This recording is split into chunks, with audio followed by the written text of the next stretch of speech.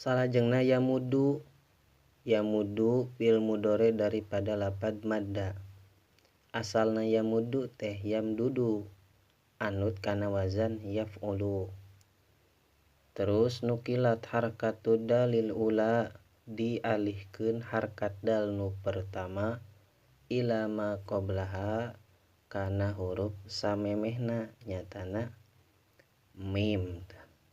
Tujuanna naon dialihkeun harkat dal nu pertama kana harap samemehna li ajli syaratil idghami karna arah-arah teu nemu syarat idgham. Tos kitu pasoro yamuddu janten janten tos yamdudu teh jadi yamuddu. Salajengna faud gimat ad-dalul ula fisaniyati maka diidghamkeun dal nu awal fisaniyati kana dal anu kadua lil mujanisati karna sajinis. Ari diidghamkeun teh diasukeun ceuk urang mah pasoro yamuddu maka jadi yamuddu gitu.